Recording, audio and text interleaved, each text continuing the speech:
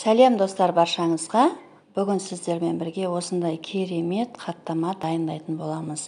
Қаттамаларыңыз ыстықтай желініп кетеді. Сіздер де жасап көріңіздер дәл осы рецептпен.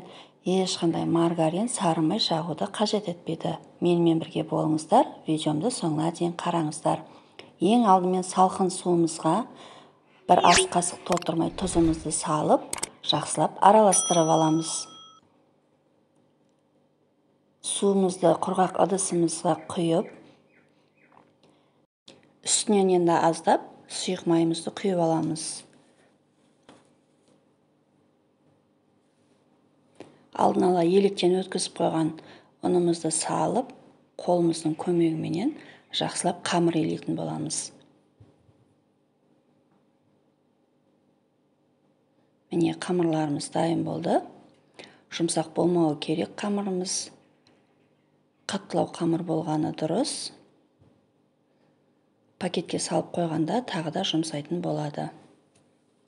Дайын болған қамырларымызды пакетке салып, демалдырып қоямыз. 10-15 минут тұрғаннан кейін қамырымызды алып, жақсылап қайтарып илейміз. Июі қанған қамыр жаюға өте ыңғайлы болады. Міне әп-әдемі болды. Енді дайын қамырымызды жаюға ыңғайлы етіп, мен осылай 4 бөлікке бөліп алдым майда-майда. 2-ке бөліп жайсаңыздар да болады. Қамырымызға ұн себе отырып, жақсылап, жұқалап барынша жайып аламыз дөңгелетіп.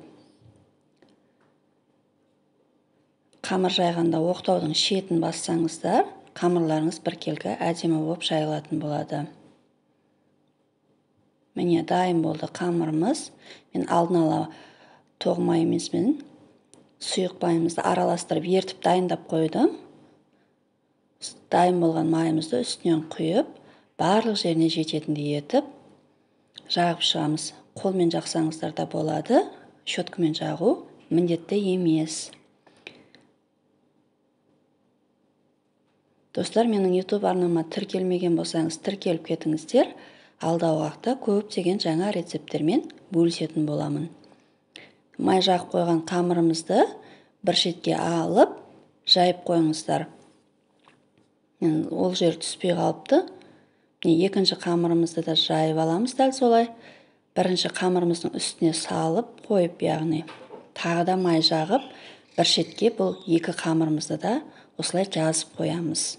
Үшінші қамырымызды жайып алдық. Дәл солай жұқалап жайып аламыз.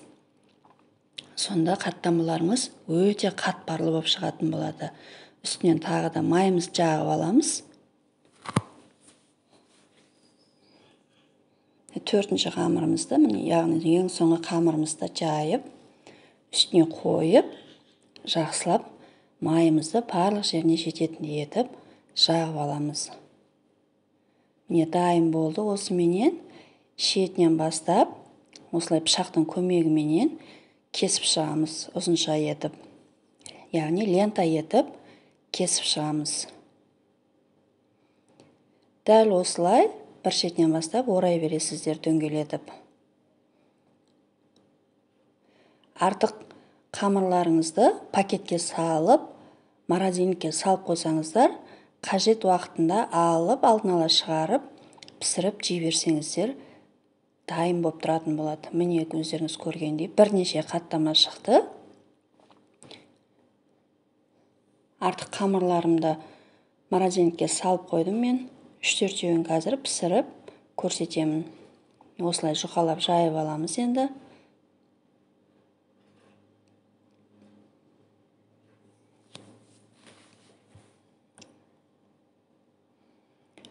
Табамызды қыздырып, орташа отта қатты қоймаңыздар отты.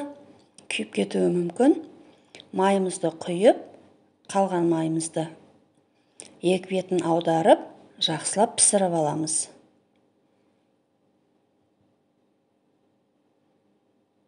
Міне өздеріңіз көріп тұрғандай, әп-әдемі қып-қызыл болып шықты. Осыменен қаттамаларымыз дайын.